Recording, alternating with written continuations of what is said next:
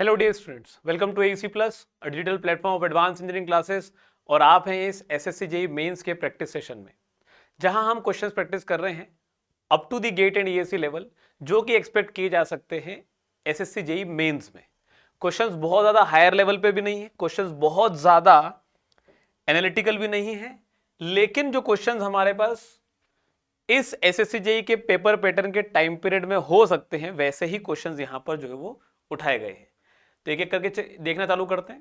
This is the lecture number 1 of highway engineering, जहां पर हम ज्योमेट्रिक डिजाइन ऑफ हाईवे पर क्वेश्चंस प्रैक्टिस कर रहे हैं। एक एक करके देखते हैं कैसे क्वेश्चंस हमारे पास आते चले जा रहे हैं।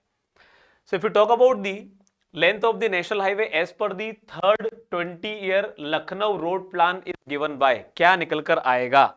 तो देखते हैं जरा इस क्वेश्चन में। हमारे पास जब हम बात करते हैं, जब हमें नेशनल हाईवे की लेंथ बताना है, जब हमें नेशनल हाईवे की लेंथ बताना है, तो इसके लिए फॉर्मूला बनता है एरिया अपॉन 50 का, हमारे पास किलोमीटर में डायरेक्टली आंसर आ जाता है। तो area of country, area of state जो भी हो हमारे पास, डिवाइडेड बाय 50, हमारे पास डायरेक्टली नेशनल हाईवे की लेंथ किलोमीटर में निकल कर आएगी।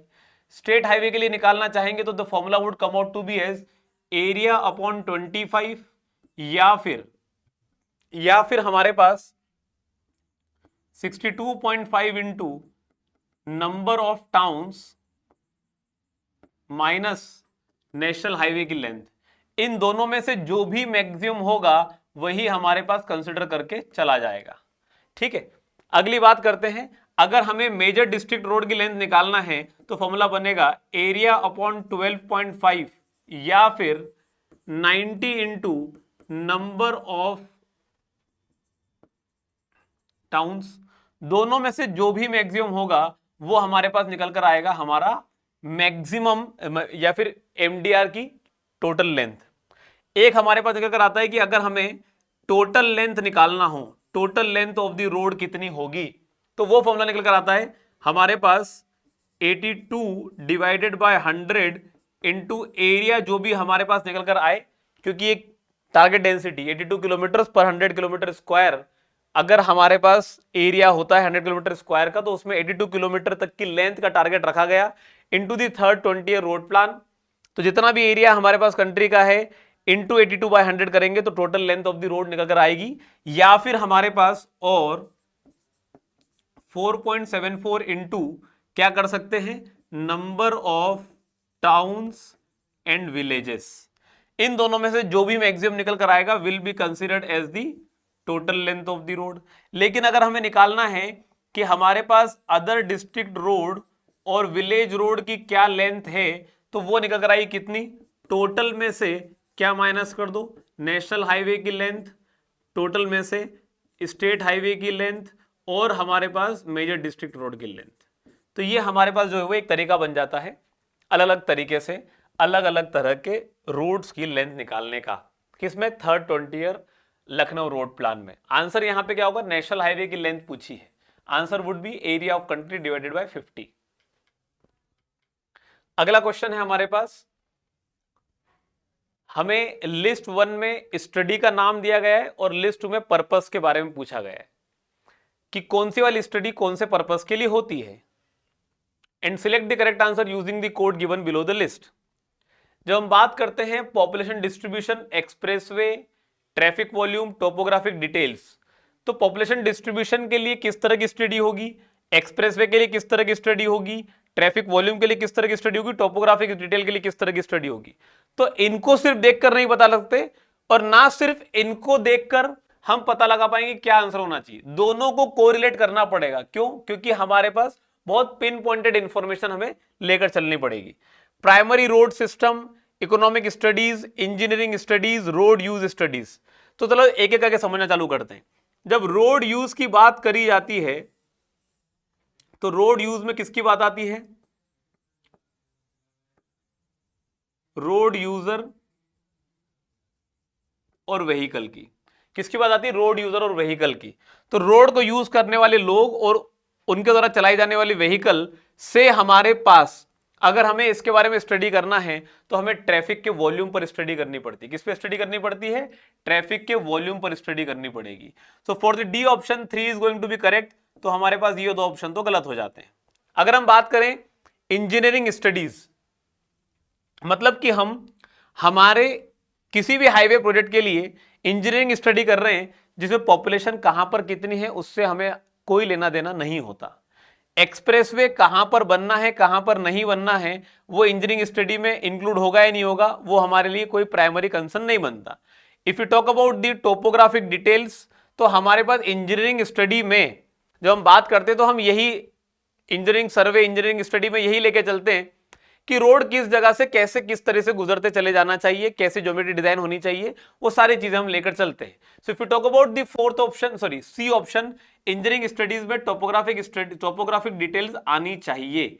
सो सी के लिए हमारे पास fourth should be the correct answer. अगर सी के लिए फोर्थ आना चाहिए तो फिर ये भी गलत हो जाएगा, आंसर तो ये होना चाहिए, लेकिन और जरा डिटेल में सोचते हैं।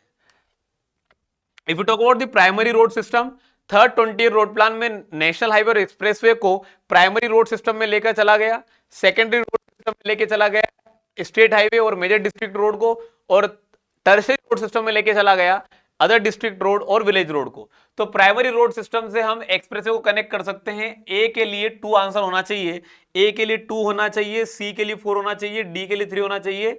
Economic studies when you talk about कैसे हमारे पास पॉपुलेशन डिस्ट्रीब्यूटेड है, कैसे कहां पर हमारे पास कितनी पॉपुलेशन है, कैसे उसकी ग्रोथ हो रही है, तो वहां से हमारे पास किस तरह का डेवलपमेंट हो सकता है या किस तरह डेवलपमेंट करने की जरूरत है, तो वो हमारे पास जो है वो कहीं ना पर हमारे इकोनॉमिक स्टडी से रिलेट करता है।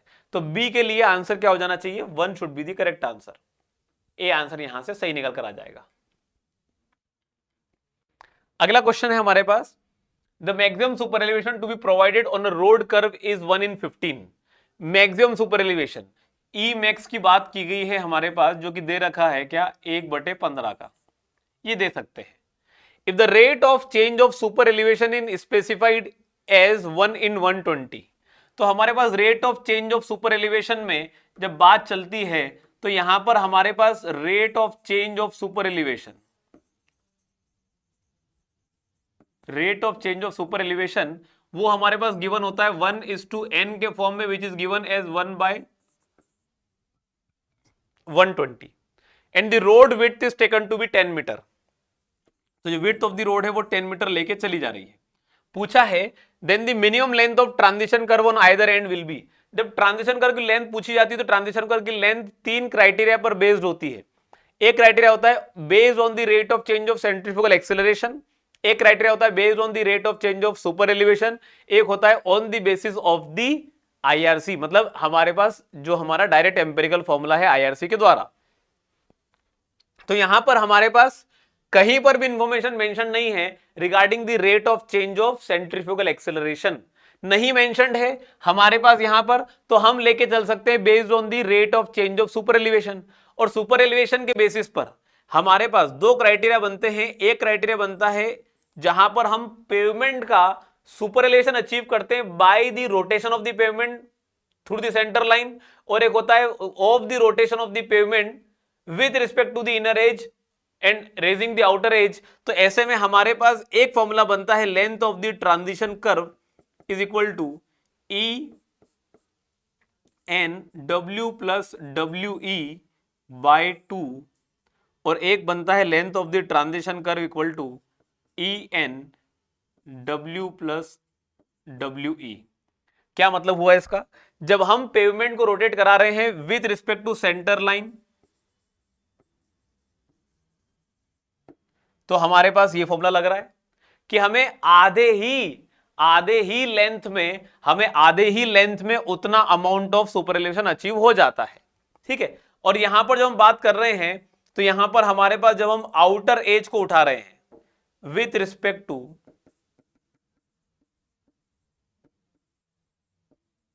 इनर एज, तो इन दोनों में से हमारे पास यूजुअली यही वाला क्राइटेरिया जो है जो ज्यादा बड़ी लेंथ देता है हमारे लेंथ ऑफ ट्रांजिशन करके, और उसी के अकॉर्डिंग हमें लेकर चलना होता है। तो यहां से हमें अगर कैलकुलेशन करना भी हुआ so will go with this formula. और यहां पर अगर देखें तो हमारे पास जो पैरामीटर दे रखे हैं उसमें यहां पर सुपर एलिवेशन जो मैक्सिमम सुपर एलिवेशन जो हो सकता है वो दे रखा है, rate of change of super elevation की वैल्यू दे रखी है, W width of the pavement दे रखा है, W E which is effort as the extra widening के लिए हमारे पास ना तो यहां पर नंबर ऑफ लेन्स हम लेके चल सकते हैं 10 मीटर की विड्थ से, but we are not provided with the radius of the curve, और नहीं प्रोवाइडेड है तो हम नहीं निकाल सकते। हमारे पास यहां पर नंबर ऑफ लेन्स नहीं प्रोवाइडेड है बट कैलकुलेट कर सकते हैं। हमारे पास यहां पर लेंथ ऑफ द एक्सल नहीं प्रोवाइडेड है, तो हम यहां पर एक्स्ट्रा वाइडनिंग को अज्यूम करके चलते हैं कि है ही नहीं, जीरो मान के चलते हैं। तो अब हमारे पास length of the transition curve निकल कर आना चाहिए ई एन डब्ल्यू के कॉन्सेप्ट से 1/15 इंटू 120 इंटू 10 मीटर के बराबर। ठीक है, तो ये बनेगा हमारे पास 3 5 और ये बनेगा हमारे पास क्या 3 40, ये बनेगा हमारे पास 8 टाइम्स। क्या आंसर आ जाएगा 80 मीटर्स के बराबर। तो 80 metre would come out to be the correct answer. Answer क्या हो जाएगा, सी हमारा सही आंसर हो जाएगा। अगला सवाल है, a summit curve is formed at the intersection of a 3% up gradient. जब अप ग्रेडियंट की बात आती है तो हम इसको पॉजिटिव मानकर चलते हैं, एंड 5% डाउन ग्रेडियंट, जब डाउन ग्रेडियंट की बात आती है तो हम इसको माइनस लेके चलते हैं। To provide a stopping distance of 128 metre the length of summit curve needed will be. जब समिट कर्व की लेंथ डिसाइड करनी होती है तो समिट कर्व की लेंथ डिसाइड करते वक्त हमें क्या सोचना पड़ता है, we have to think about it कि हमारे पास हमारा जो समिट कर्व की लेंथ है क्या वो हमारे पास साइड डिस्टेंस से बड़ी है या छोटी है, और साइड डिस्टेंस भी कौन सा, either it is the stopping sight distance और it is the overtaking sight distance. तो हमारे पास when it comes to the case of stopping sight distance तो वहां पर हमारे पास फॉर्मूला यूज होता है L is equal to NS square upon 4.4 या फिर 2S minus 4.4 by n, depending upon the condition कि हमारे पास हम length of the curve SSD से बड़ा या छोटा लेके चल रहे हैं।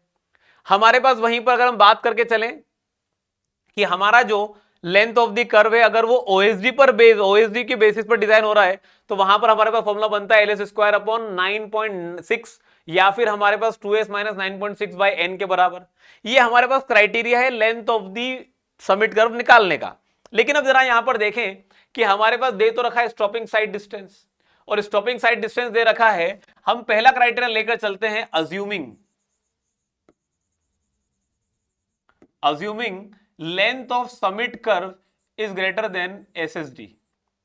तो हमारे पास हम लिख सकते हैं therefore length of summit curve आएगा NS स्क्वायर अपॉन 4.4 के बराबर, जहां पर n क्या है, n है हमारे पास जो भी हमारा अपग्रेडेंट और डाउनग्रेडेंट के अलग अलग एंगल्स जो हमारे पास दे रखे हैं ग्रेडियंट के, जो हमारे पास अपग्रेडेंट और डाउनग्रेडेंट की वैल्यूज दे रखी है, इनका जो हमारे पास एल्जेब्रिक डिफरेंस निकल कर आता है हमारे पास, हम उसकी वैल्यू को कैपिटल N रिप्रेजेंट करते हैं। So if it calculate the capital N तो ये निकल कर आता है हमारे पास mode of N1 minus N2। Mode of N1 minus N2, N1 और N2 की वैल्यू डिपेंड करेगी कैसे हमारे पास इनको दे रखा है। इफ N1 हमारे पास पॉजिटिव है और N2 हमारे पास नेगेटिव है, how are we going to take it as, इसे हम लेके चलेंगे N1 तो पॉजिटिव है तो इसे पॉजिटिव लिखते हैं, प्लस ऑफ N1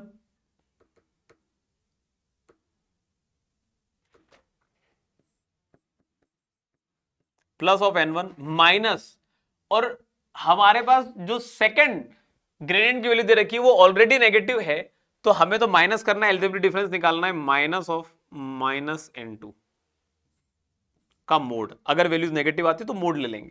ये दे रखा है हमारे पास प्लस 3% और ये दे रखा है minus of minus 5%, would come out to be as कितना बन जाएगा ये प्लस ऑफ 8%।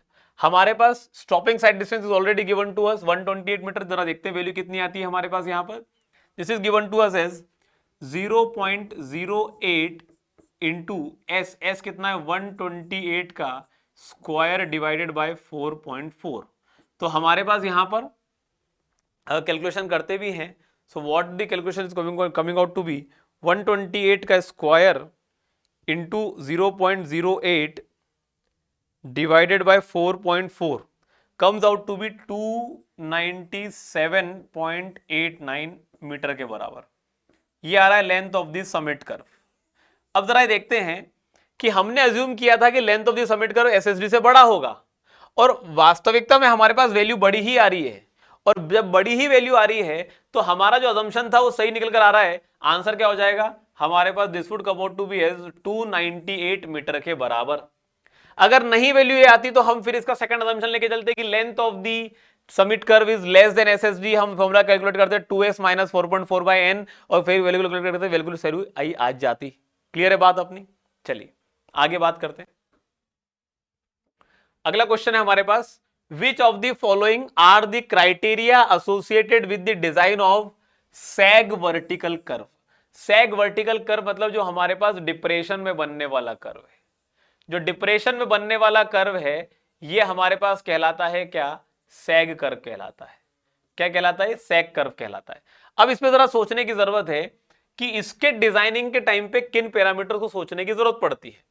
भाई चूंकि ये हमारे पास डिप्रेशन वाला एरिया है तो कहीं ना कहीं ये वाला रीजन आसपास के रीजन से लोअर एलिवेशन पे है, तो जब भी पानी की दिक्कत होगी, मतलब जब भी बारिश का पानी होगा, रन ऑफ क्रिएट होगा, वो सारा यहीं पर या यहीं से पास होने की कोशिश करेगा। तो हमारे पास ड्रेनेज के हिसाब से हमें सोचना पड़ता है कि क्या ये वो पॉइंट तो क्रिएट नहीं हो रहा, या फिर यहां पर हमारे पास पानी इकट्ठा होने की कंडीशन तो नहीं बनेगी। पहला पॉइंट ये, जब हम यहां पर चल रहे होंगे तो व्हीकल जब यहां से गुजरेगा और जब हमारे पास ये एक कर्वेचर बन रहा है तो नीचे डायरेक्शन में लगेगा सेंट्रीफ्यूगल फोर्स। क्या लगेगा? सेंट्रीफ्यूगल फोर्स लगेगा। और ग्रेविटी ऑलरेडी डाउनवर्ड डायरेक्शन में लग रही है, सेंट्रीफ्यूगल फोर्स भी इसी डायरेक्शन में लगेगा, तो गाड़ी के ब्रेक्स जो है वो पूरी तरीके से, गाड़ी के जो स्प्रिंग्स हैं, जो सस्पेंशन है वो पूरी तरीके से चिपक जाएंगे, तो डिस्कंफर्ट क्रिएट होने के चांसेस बढ़ जाते हैं। सस्पेंशन हमारे पास एक्ट नहीं कर पाता बढ़िया तरीके से। हमारे पास जो है वो मोटरिस्ट कंफर्ट पे भी ध्यान देना पड़ता है, ड्रेनेज कैरेक्टरिस्टिक्स, ड्रेनेज कंडीशन पे भी ध्यान देना पड़ता है। दूसरी चीज है कि जब हम यहां से बढ़ रहे हैं आगे, तो यहां से आगे बढ़ रहे हैं तो आगे जो हमारे पास रोड है वो पूरी तरीके से हमारे सामने विजिबल होता है, तो सामने आने वाली व्हीकल बहुत दूर से भी आसानी से दिख जाती है, तो stopping sight distance, overtaking sight distance का कोई कॉन्सेप्ट नहीं होता। दूसरी चीज, यहां पर हम जब भी हम इस कर्व को एसेंड कर रहे होते हैं तो we are not trying to overtake the vehicle already. क्यों? क्योंकि भाई नीचे जाते वक्त सबकी स्पीड बढ़ जाती है, so everyone is travelling at a higher speed, overtake करने की जरूरत नहीं पड़ती। तो ओवरटेकिंग साइड डिस्टेंस या ओवरटेकिंग का कॉन्सेप्ट ही नहीं होता। यहां पर हमारे पास, हम जब यहां पर चल रहे होते हैं, सामने से आने वाली व्हीकल काफी दूर से दिख जाती है, तो stopping sight distance, overtaking sight distance का कोई कॉन्सेप्ट नहीं होता। हमारे पास यहां पर एक पैरामीटर ये है कि जब रात के टाइम पे ट्रेवल करेंगे तब तो नहीं दिखाई देगा आगे वाला रोड, लेकिन आगे से आने वाली जो व्हीकल है उसकी हेडलाइट से निकलने वाली लाइट हमें आसानी से दिखाई देगी, तो हेडलाइट साइड डिस्टेंस हमारे लिए जो है वो इंपॉर्टेंट हो जाता है व्हाइल डिजाइनिंग। तो बात करते हैं यहां पर, क्या provision of minimum stopping sight distance की रिक्वायरमेंट है ड्यूरिंग डे टाइम? नहीं जरूरत है, वो आसानी से दिखाई दे जाता है, बल्कि उससे भी ज्यादा दूर तक की दूरी अपने आप दिखाई दे जाती है। एडिक्वेट ड्रेनेज होना चाहिए, बिल्कुल रिक्वायरमेंट है इसकी। कंफर्टेबल ऑपरेशन होना चाहिए, कंफर्ट कंडीशन, मोटरिस्ट कंफर्ट बिल्कुल होना चाहिए। प्लीजेंट अपीयरेंस होना चाहिए, the curve should not appear to be हमारे पास डेंजरस, बहुत ज्यादा ऐसा नहीं होना चाहिए कि भाई इंसान उसको मूव करने में ही डरे, तो हमारे पास प्लीजेंट अपीयरेंस होना चाहिए इसका। सही बात है। Select the correct answer using the code given below. Answer क्या हो जाएगा? 2, 3 एंड 4। आंसर क्या हो जाएगा? C is going to be the correct answer. अगला क्वेश्चन है हमारे पास, which of the criteria given below are used for the design of valley vertical curves. अब वैली वर्टिकल कर्व है, वैली का मतलब भी हमारे पास क्या होता है? सैग वर्टिकल कर्व ही होता है। ऑन द रोड, क्या राइडर कंफर्ट चाहिए? बिल्कुल चाहिए। क्या हेडलाइट साइड डिस्टेंस चाहिए? बिल्कुल चाहिए। क्या ड्रेनेज चाहिए? बिल्कुल चाहिए। कैसे निकालेंगे? Length of the valley curve, length of the valley curve is directly calculated using the concept of NS square. हमारे पास अगेन द सेम कॉन्सेप्ट, हम जो है वो वापस लेके चलेंगे, NS square upon 1.5 plus 0.035 into जो हमारे पास हेडलाइट साइड डिस्टेंस है। अगर हमारे पास length of the curve is greater than the sight distance है, अगर length of the curve is less than the sight distance, तो कॉन्सेप्ट बनेगा हमारे पास 2s minus 1 plus 1.5 plus 0.035 divided by हमारे पास n से हो जाएगा। तो यहां पर हमारे पास जो है वो, अगर हम बात करें क्राइटेरिया क्या है, तो क्राइटेरिया तीनों ही बनते हैं। आंसर क्या हो जाएगा? A is going to be the correct answer. अगला क्वेश्चन है हमारे पास, for a circular curve of radius 200 metre the coefficient of lateral friction is 0.15। देखो सर्कुलर कर्व है, रेडियस दे रखा है 200 मीटर का, रेडियस है 200 मीटर का, और कोएफिशिएंट ऑफ लेटरल फ्रिक्शन दे रखा है, फ्रिक्शन लेटरल है आपके पास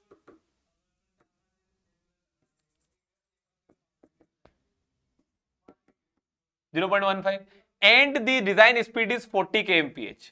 वी डिजाइन है 40 kmph।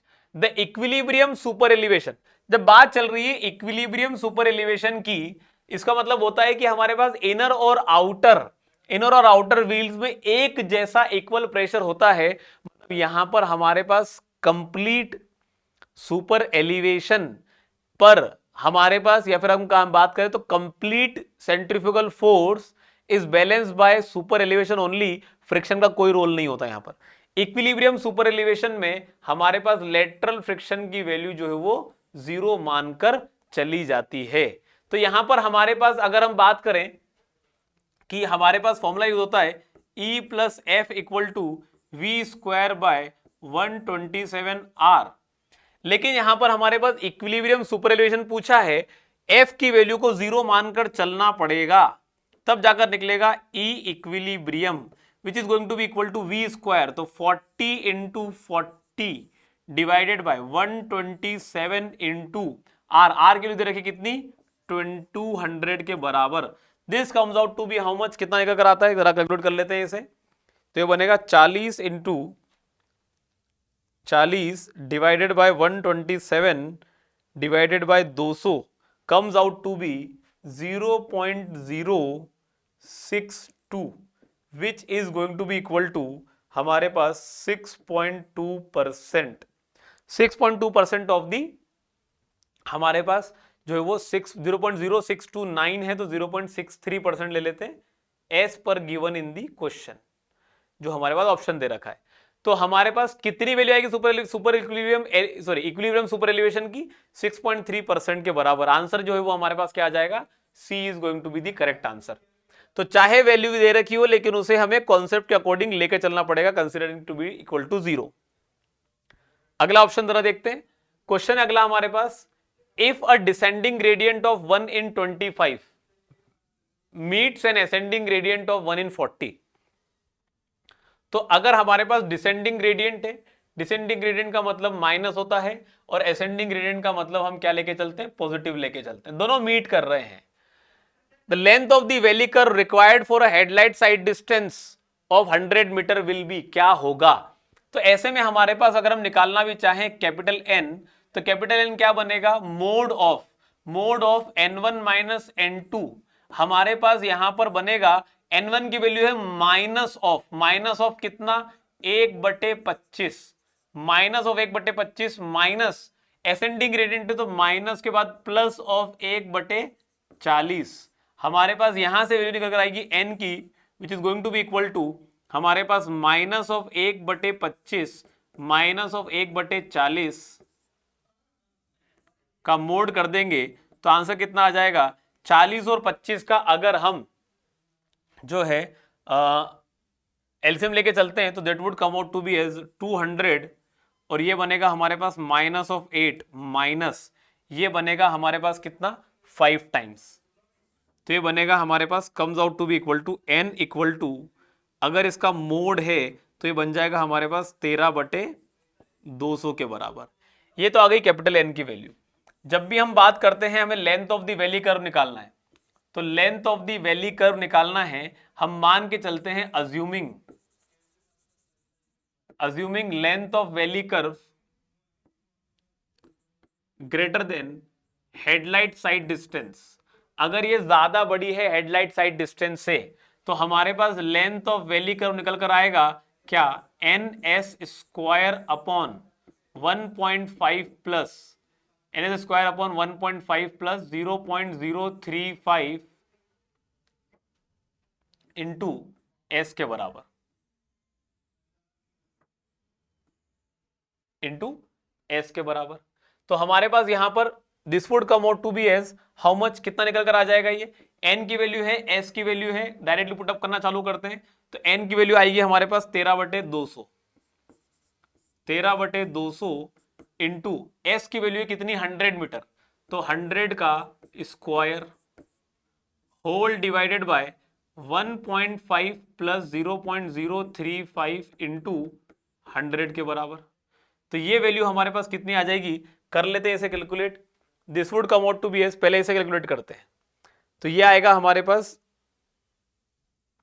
3.5 plus 1.5 comes out to be 5। तो ये तो हमारे पास जो है वो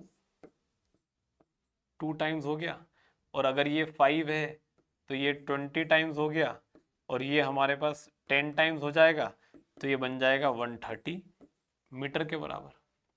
तो 130 मीटर के बराबर आंसर आ रहा है हमारे पास। अगर हम बात करें कि हमने अज्यूम किया length of the valley curve headlight sight distance से बड़ा है, और आंसर भी हमारे पास हेडलाइट साइड डिस्टेंस से बड़ी ही वैल्यू आ रही है, और वैल्यू बड़ी आ रही है, इसका मतलब हमारा आंसर सही है। तो अगर हम बात करें आंसर क्या जाना चाहिए, 130 मीटर के बराबर। Answer is B. अगला क्वेश्चन पूछा है एन असेंडिंग ग्रेडियंट। हमसे असेंडिंग ग्रेडियंट की बात की गई है जो कि एक डिसेंडिंग ग्रेडियंट को मीट करता है। सिंपल सी बात है, जब भी असेंडिंग ग्रेडियंट की बात आएगी हम इसे पॉजिटिव मान के चलेंगे, डिसेंडिंग ग्रेडियंट की बात आएगी इसे नेगेटिव मान के चलेंगे। The length of the summit curve पूछा है, इस बार समिट कर्व की लेंथ पूछी है। Required to provide overtaking sight distance of 500 metre. किसकी बात चल रही है, ओवरटेकिंग साइड डिस्टेंस की बात चल रही है। देखो कॉन्सेप्ट को बड़ा सिंपल सा लेके चलना है। पहले तो अज्यूम कर लो, assuming length of summit curve is greater than overtaking sight distance, हमेशा सबसे पहले ये मान के चल लो। ऑप्शनों को देखकर जरा, ऑप्शन में आपके पास जो है वो वैल्यूज ऐसी ऐसी वैल्यूज दे रखी है, और आपके पास ओवरटेकिंग साइड डिस्टेंस अगर देखें तो 500 मीटर तक का दे रखा है। क्या हो सकता है, अगर हमारे पास मैक्सिमम वैल्यूज बड़ी होती, मैक्सिमम वैल्यूज 500 मीटर से बड़ी होती, तो हमेशा ये वाला आंसर, ये वाला कॉन्सेप्ट लेके चलते, अपने आप आंसर सही की कैटेगरी में आ जाता। लेकिन हमारे पास यहां पर दो वैल्यू छोटी दो वैल्यू बड़ी है, दोनों अजम्पशन में से कोई भी सही और कोई भी गलत हो सकता है। बात करते हैं कैसे हमारे पास इसको सॉल्व करेंगे। जब भी अज्यूम कर रहे हैं length of the summit curve is greater than OSD, हमारे पास लेंथ ऑफ समिट कर्व निकल कर आएगा क्या, N S square divided by 9.6 के बराबर। अब ये एन कहां से आएगा, एन निकालने का तरीका अभी हम लोग सीख चुके हैं बहुत बढ़िया तरीके से। मोड ऑफ पहला है डिसेंडिंग, सॉरी पहला है असेंडिंग ग्रेडियंट, तो प्लस ऑफ 1/100 माइनस, अगला है डिसेंडिंग ग्रेडियंट तो माइनस ऑफ -1/50। ये आ गया मोड। जब सॉल्व करने जाएंगे इसको तो हमारे पास इसका एलसीएम बनेगा 100 के बराबर। 100 के बराबर का एलसीएम है, ये बन रहा है हमारे पास 1, और 1 माइनस माइनस है क्या, ये नहीं, माइनस माइनस बन जा रहा है प्लस, तो ये बन जा रहा है 2। हमारे पास this is coming out to be कितना, 3/100 के बराबर आ रही है वैल्यू। तो ये आ रहा है 3/100 इंटू एस की वैल्यू 500, तो 500 का स्क्वायर डिवाइडेड बाय 9.6। कितनी वैल्यू आ जा रही है इसकी, चेक कर लेते हैं एक बार। तो ये हमारे पास बनेगा कितना, 500 का स्क्वायर इंटू 3 डिवाइडेड बाय 100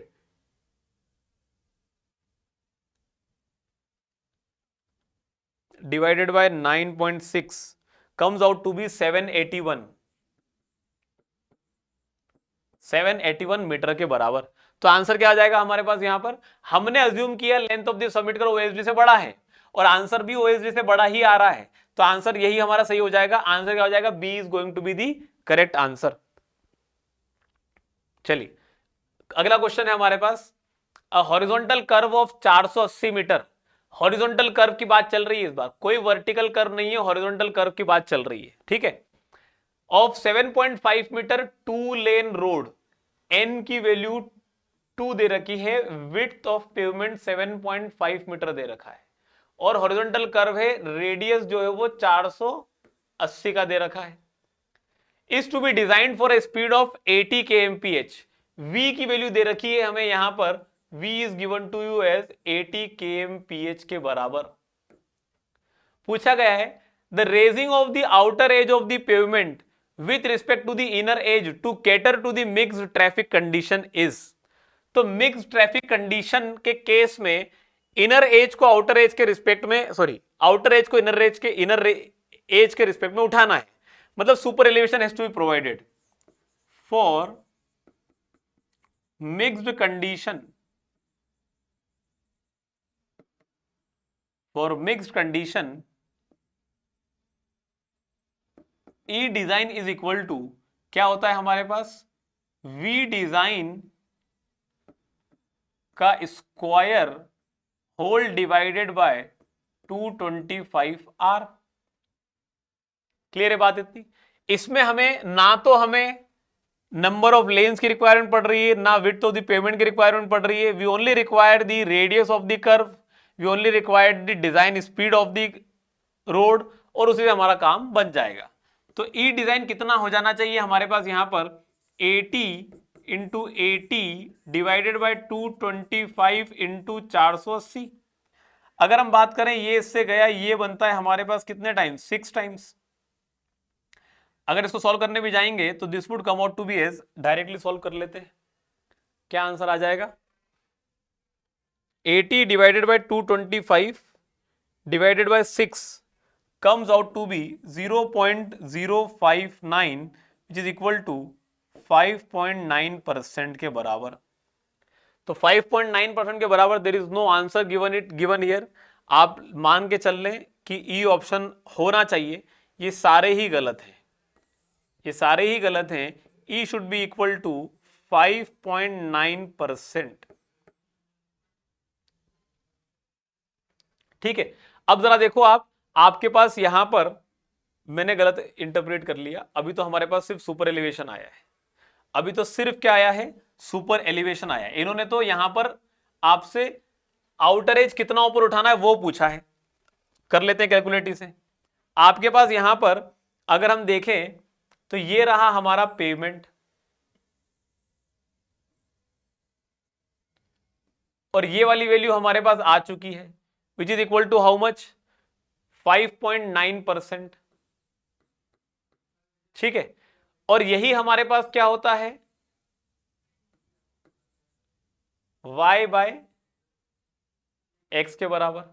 अच्छा, हमारे पास 2 लेन रोड है जिसकी विड्थ है 7.5 मीटर। या तो इसे 7.5 मीटर मान लो या इसे 7.5 मीटर मान लो, there is hardly any difference, बहुत ज्यादा फर्क नहीं पड़ता। हम इसी को मान लेते हैं 7.5 मीटर। y की वैल्यू कितनी आ जानी चाहिए? जब हम बात करते हैं for theta very less e equal to ten theta equal to theta equal to y by 7.5 metre, यहां से हमारे पास value can be consider to be, e की वैल्यू है 5.9 divided by 100 is equal to y by 7.5। तो y की value कितनी आ जानी चाहिए?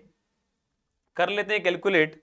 This would come out to be as 5.9 into 7.5 divided by 100 comes out to be 0.4425 metre के बराबर। तो आउटर एज कितना उठाया गया इनर एज के रिस्पेक्ट में ये पूछा है। आंसर क्या होना चाहिए? 0.4425 मीटर के बराबर। आंसर वो भी नहीं दे रखा है यहां पर। तो raising of the outer edge of the pavement with respect to inner edge to cater to the mix traffic condition is, तो यही हमारे पास जो है वो कैरी कर आएगा, is coming out to be the best option. अभी भी आंसर गलत है। E is coming out to be 0.4425 metre के बराबर। क्या आ जाएगा answer? E coming out to be 0.4425 metre के बराबर। ठीक है, there is no answer mentioned here. हो सकता है क्वेश्चन ही गलत रहा होगा। आगे बात करते हैं। अगला क्वेश्चन है हमारे पास, while driving at a speed of 30 kmph। तो 30 kmph मतलब v की वैल्यू दे रखी है तुम्हारे पास 30 kmph के बराबर।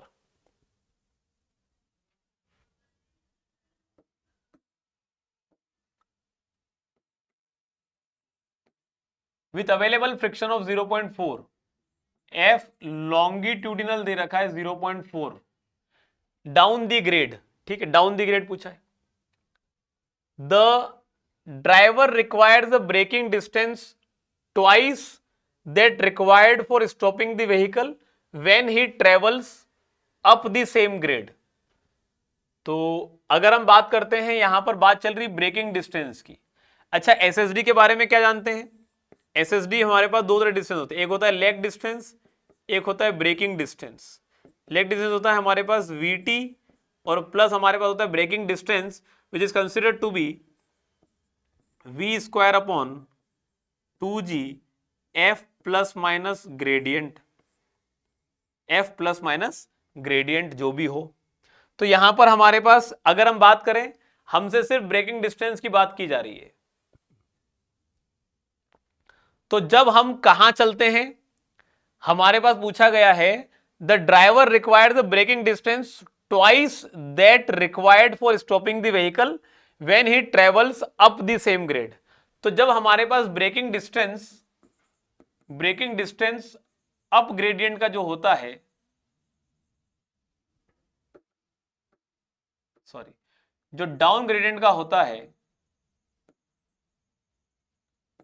वो हमारे पास 2 टाइम्स होता है braking distance of up gradient. ठीक है, तो ब्रेकिंग डिस्टेंस डाउन ग्रेडियंट का क्या लिखाएगा, V square upon 2g F minus G, minus क्योंकि डाउन ग्रेडियंट है, is equal to 2 times of V square upon 2g F plus G, क्योंकि ये अपग्रेडियंट है।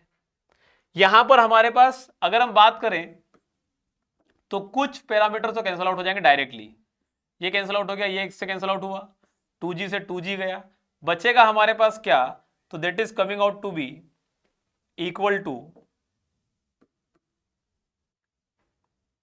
1 upon F minus G equal to 2 upon F plus G. करते हैं इसको solve, तो बनेगा ये F plus G equal to 2f minus 2g। 2g को इधर लेके आते हैं, f को उधर भेजते हैं, तो बनेगा हमारे पास 3g इक्वल टू एफ के बराबर, और g बनेगा f बटे 3, और g बनेगा 0.4 बटे 3, तो g would come out to be as 0.4 by 3। तो 0.4 बाय 3 का मतलब क्या था, 0.4 divided by 3 comes out to be 0.133। तो ये 0.133 की वैल्यू है, परसेंटेज के फॉर्म में निकाल देंगे तो बनेगा 13.3% के बराबर, इंटू 100 कर देंगे, परसेंटेज फॉर्म में आंसर आ जाएगा 13.3% के बराबर इज द ग्रेडियंट। तो ग्रेडियंट की वैल्यू पूछी थी, निकल कर आ गई, आंसर क्या आ गया, C is coming out to be the correct answer. हमारे पास अगला क्वेश्चन है, कंसिडर द फॉलोइंग फैक्टर्स। अलग अलग फैक्टर्स के बारे में पूछा जा रहा है, पूछा है reaction time, speed, coefficient of longitudinal friction, gradient, which of this factors are taken into account for computing braking distance. अभी हम लोगों ने देखा कि हमारे पास एसएसडी जो होता है वो होता है lag distance plus braking distance, और लेग डिस्टेंस होता है v इंटू टी प्लस ये होता है v square upon 2g F plus minus 2g f के साथ में b लिख देते हैं या फिर ईटा b लिख देते हैं, ब्रेकिंग एफिशिएंसी भी लिख लेते हैं माइनस प्लस माइनस ग्रेडियंट। तो ये हमारे पास कंप्लीट फॉर्मूला बन जाता है। अब यहां से पूछा है ब्रेकिंग डिस्टेंस किस पे डिपेंड करेगा, क्या स्पीड पे डिपेंड कर रहा है, बिल्कुल डिपेंड कर रहा है। क्या रिएक्शन टाइम पे डिपेंड कर रहा है, नहीं, रिएक्शन टाइम पे डिपेंड करता है सिर्फ लेग डिस्टेंस, तो ये आंसर नहीं होगा। Coefficient of longitudinal friction depend करता है, एफ पे डिपेंड कर रहा है, बिल्कुल सही बात है। क्या ग्रेडियंट पे डिपेंड कर रहा है, बिल्कुल डिपेंड कर रहा है, सही बात है। क्या ब्रेकिंग एफिशिएंसी पे डिपेंड करेगा, बिल्कुल डिपेंड करेगा, तो वो यहां पर दिखाई नहीं दे रहा है, लेकिन उस पर भी डिपेंड करेगा। आंसर क्या जाएगा, 2, 3 and 4 would be the correct answer. अगला सवाल पूछा है which of the following are the accepted criteria for design of valley curve. फिर से वही बात आ गई, वैली कर्व की डिजाइनिंग में क्या क्या चाहिए होता है, हेडलाइट साइड डिस्टेंस चाहिए, बिल्कुल चाहिए, passing and non passing sight distance चाहिए, इसे कहते हैं OSD, SSD and OSD. Passing sight distance मतलब एसएसडी और ओएसडी की बात चल रही है, ठीक है, तो इस पे डिपेंड नहीं करता बिल्कुल भी। एस्थेटिक कंसिडरेशन होनी चाहिए, बिल्कुल सही बात है, मोटर्स कंफर्ट होना चाहिए, ड्रेनेज कंट्रोल होना चाहिए। तो हमारे पास यहां से आंसर क्या हो जाएगा, 1, 3, 4, 5। Answer is coming out to be B is the correct answer. अगला सवाल पूछा है फॉर अ गिवन road safe stopping sight distance is 80 metre. Safe stopping sight distance is 80 metre दे रखा है, एसएसडी दे रखी है, and passing sight distance is 300 metre, OSD दे रखा है इस 300 metre. What is the intermediate sight distance. हम जानते हैं कि हमारे पास इंटरमीडिएट साइड डिस्टेंस होता है 2 टाइम्स ऑफ एसएसडी, और यहां पर SSD is given to us, OSD is given to us. OSD से कोई लेना देना नहीं होता हमारे पास यहां पर, और लेना देना कुछ भी नहीं है, तो आईएसडी कितना हो जाएगा 2 times of 180, sorry 2 times of 80 metre which is going to be equal to 160 metre के बराबर। क्लियर है बात? आंसर क्या हो जाएगा? C is going to be the correct answer. अगला सवाल पूछा है कि हमारे पास इतने सारी कंडीशंस हैं, उसमें से कंसीडर करके चलना है। एक ट्रांजिशन कर्व को डिजाइन करना है, is provided on a circular curve on a highway to provide. क्यों ट्रांजिशन कर्व देते हैं? ट्रांजिशन कर्व हमारे पास किसी भी स्ट्रेट रोड से किसी भी सर्कुलर कर्व को जोड़ने के लिए जो हमें हमारे रेडियस में चेंज लाना होता है from infinite to a finite value, हम इसलिए ट्रांजिशन कर्व प्रोवाइड करते हैं, जिसकी वजह से we are able to avoid jerk, we are able to avoid discomfort to the passenger and the driver, we are able to provide sufficient time and distance जिसमें कि हम एक्स्ट्रा वाइडनिंग और super elevation आसानी से हम gradually provide कर सकें। तो ये हमारे पास क्राइटेरिया है। क्या हम बहुत धीरे धीरे रेडियस को चेंज करेंगे तो सेंट्रीफ्यूगल फोर्स धीरे धीरे इंट्रोड्यूस होगा, तो उसकी वजह से जो हमारे पास सेंट्रीफ्यूगल एक्सेलरेशन है वो भी ग्रेजुअल इंट्रोड्यूस होगा। Gradual introduction of centrifugal force, बिल्कुल सही बात है। Minimum stopping sight distance stopping sight distance का कोई रोल नहीं होता यहां पर। Gradual introduction of super elevation, बिल्कुल सही बात है। Comfort and security to passenger, बिल्कुल सही बात है, झटका नहीं लगता है, कंफर्ट बना रहता है, पैसेंजर्स के एक्सीडेंट होने के चांसेस कम हो जाते हैं। तो आंसर क्या हो जाएगा यहां पर? 1, 3 and 4। Answer is going to be B is the correct answer. अगला सवाल पूछा है, what will be the ruling radius. Ruling radius की बात चल रही है, आर रूलिंग की बात चल रही है। आर रूलिंग की जब भी बात चलेगी हमेशा स्पीड कौन सी लेके चलेंगे? डिजाइन स्पीड लेके चलेंगे, ठीक है। Of horizontal curve on a national highway for a design vehicle speed of 100 kmph, assuming allowable super elevation to be 7% and lateral friction as 0.13। देखो रूलिंग रेडियस बोला है, अगर मिनिमम रूलिंग रेडियस बोलता तो हम मैक्सिमम सुपर एलिवेशन हमारे पास और maximum lateral friction की वैल्यू लेके चलते, हमारे पास अपना काम हो जाता। लेकिन यहां पे बोला है रूलिंग रेडियस ही पूछा है। हम जानते हैं formula E plus f is equal to we square upon 127R होता है। हमारे पास यहां पर अगर हम बात करें, हमें रूलिंग रेडियस की बात करना है, तो इन दोनों को क्लब करते हैं और बात बन जाती है हमारे पास R ruling comes out to be V design का square divided by E plus F into 127। अगर हमारे पास मिनिमम रूलिंग रेडियस की बात करता, इन दोनों की वैल्यू मैक्सिमम लेके चलते। क्लियर है बात? हमारे पास यहां पर अगर हम एब्सोल्यूट मिनिमम रेडियस की बात लेके चलते तो भी हम यही कॉन्सेप्ट लेके चलते। हमारे पास यहां पर अगर हम बात कर रहे हैं आर रूलिंग कितना बन जाना चाहिए, पुटअप करते वैल्यूज। वी स्क्वायर हमारे पास कितना दे रखा है? 100। ई की वैल्यू है 7%, मतलब 0.07 इंटू एफ की वैल्यू है 0.13।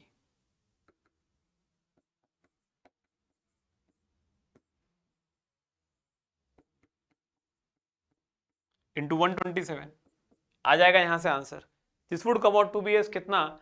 0.13 और 0.07 बनता है 0.2। तो 0.2 हमारे पास यहां पर आ रहा है। 100 का square divide by 127 divide by 0.2, तो ये बन रहा है 393 के समथिंग, 393.7 मीटर के बराबर रूलिंग रेडियस हमारे पास। तो 393 के समथिंग अबाउट आंसर है 395। आंसर क्या हो जाएगा? B is going to be the correct answer. अगला सवाल पूछा है, which of the following are requirements for the design of a transition curve. Transition curve की डिजाइन के लिए क्या क्या रिक्वायरमेंट है? अभी हम लोगों ने देखा हमारे पास ट्रांजिशन कर्व जो है वो कहां पर है? हॉरिजॉन्टल प्लेन में है। हॉरिजॉन्टल प्लेन में है, तो no requirement of gradient here, यहां ग्रेडियंट की कोई बात चलेगी ही नहीं। तो rate of change of grade से कोई मतलब है? बिल्कुल मतलब नहीं है। Rate of change of radial acceleration या सेंट्रीफ्यूगल एक्सेलरेशन, बिल्कुल सही बात है। Rate of change of super elevation, बिल्कुल रिक्वायरमेंट है। Rate of change of curvature, बिल्कुल सही बात है, रेडियस चेंज हो रहा है। तो आंसर क्या हो जाएगा? 2, 3 and 4 would be the correct answer.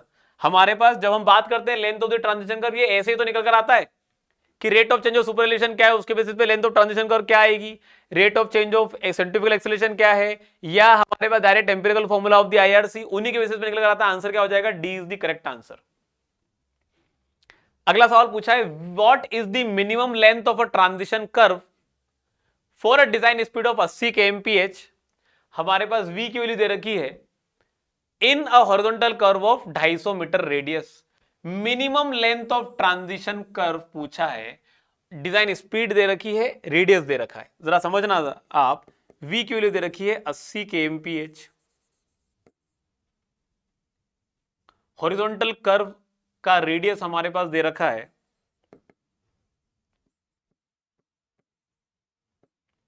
अब देखो, आपके पास क्राइटेरिया 3 है ट्रांजिशन कर्व को डिजाइन करने के।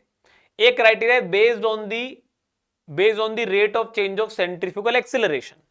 तो based on the rate of change of centrifugal acceleration, length of transition curve निकल कर आता है 0.0218 v cube upon C R के बराबर, जहां पर v होता है speed of the design speed in kmph, r होता है रेडियस, c होता है हमारे पास जो है वो rate of change of centrifugal acceleration. इसकी वैल्यू कहां से आएगी? तो c की वैल्यू हमारे पास निकल कर आती है एज 80 अपॉन 75 प्लस v के बराबर। तो यहां से c की वैल्यू निकल कर आ जाएगी। हमारे पास v है, r है, c यहां से निकल कर आ जाएगा। एक ये तरीका हुआ। अच्छा, length of the transition curve निकालने का एक और तरीका होता है विच इज इक्वल टू, मैं यहीं पर लिख लेता हूं,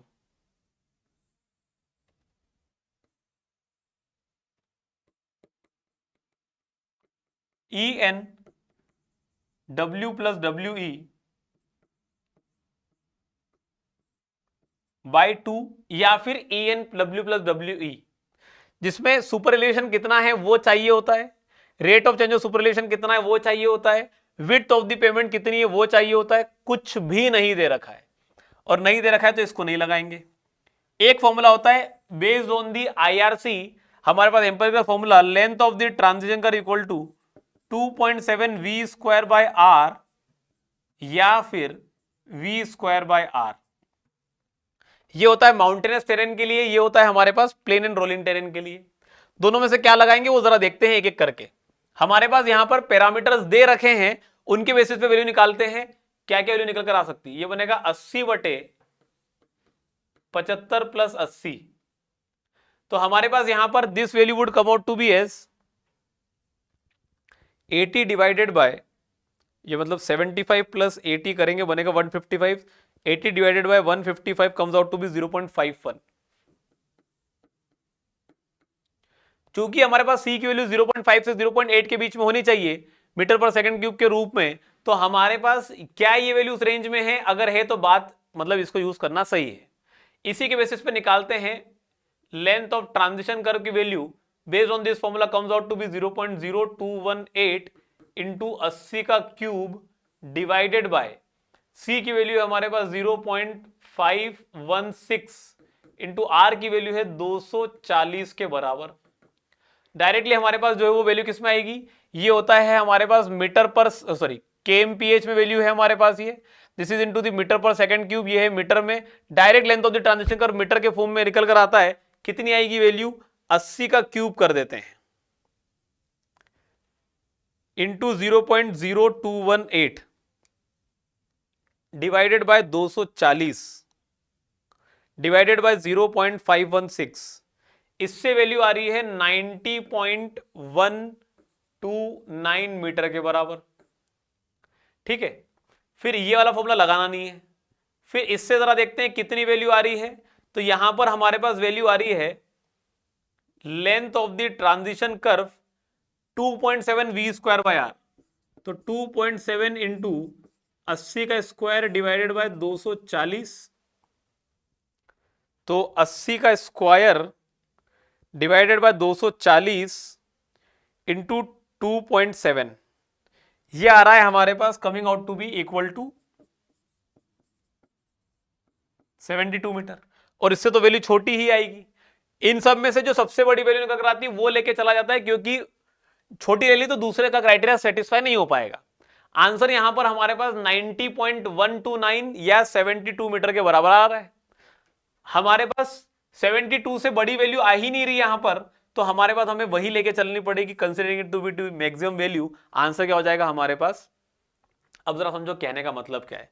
एग्जामिनर ने इस क्वेश्चन को सेट किया इस क्राइटेरिया से कि तुम बहुत ज्यादा सोचो मत, अगर तुम्हें हिंट मिल जाए सवाल देखते से ही कि सिर्फ स्पीड दे रखी है, रेडियस दे रखा है, आप वैल्यू को डायरेक्टली आईआरसी के एम्पिरिकल फॉर्मूले में पुटअप करो, आंसर निकालो, आगे बढ़ो, इतना मत सोचो। यह कहने का तात्पर्य है इस क्वेश्चन के आंसर को देखकर।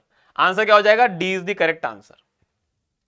क्वेश्चन अगला हमारे पास, the design speed of a highway is 80 kmph, kilometre पर hour, and the radius of the circular curve is 150 metre.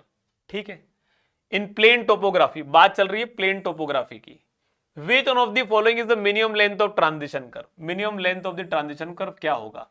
फिर से देख लो, रेडियस पता है, डिजाइन स्पीड पता है, प्लेन टोपोग्राफी दे रखी है, minimum length of transition curve क्या होगा? तो length of the transition curve एक तो निकाल लिया 2.7 v स्क्वायर बाय आर से, which is going to be equal to how much? 2.7 into 80 का स्क्वायर डिवाइडेड बाय 150, कितना हो जाएगा ये हमारे पास? प्लेन एंड रोलिंग टेरेन के लिए ये फॉर्मूला होता है, माउंटेनस और हिली टेरेन के लिए v स्क्वायर बाय आर। तो बनेगा 80 का स्क्वायर डिवाइडेड बाय 150 इंटू 2.7, ये आ रहा है 115.2 मीटर के बराबर। आंसर इससे मिलता जुलता है भी सही। अच्छा, अब जरा देखो, minimum, which one of the following is the minimum length of transition curve. Sir किसी और फॉर्मूले से भी निकाल के बताओ ना। चलो ठीक है, हमने किसी और क्राइटेरिया से भी लेंथ ऑफ ट्रांजिशन कर्व निकाल लिया। अगर उसकी वैल्यू लेस देन 115.2 मीटर आई, तो लेके कौन से चलेंगे? वही लेके चलेंगे, क्योंकि ये वाला क्राइटेरिया तो सेट होना चाहिए ना। अगर छोटी वाली ले ली तो फिर यहां फेल हो जाएगा, तो नहीं लेके चल पाएंगे। पहली बात ये हो गई। अगर उसकी वैल्यू मोर देन 115.2 मीटर हुई, तो वो तो ऑप्शन में भी नहीं है ना। तो क्या हमें यहां तक जाने की जरूरत है? क्या हमें यहां तक जाने की जरूरत है? बिल्कुल भी नहीं है। क्वेश्चन के लॉजिक को समझना पड़ेगा, हर बार एक जैसा दिमाग नहीं लगाना है, क्वेश्चन को पढ़ के समझने की कोशिश करनी पड़ेगी। आंसर यहां से क्या हो जाएगा? A is going to be the correct answer. So my dear student, this was today's session. आशा करता हूं आप लोगों ने काफी स्पीड से इस तरह क्वेश्चन को सॉल्व करने का तरीका समझा होगा। मिलते हैं अगले सेशन में आप लोगों के साथ। Till then, good bye.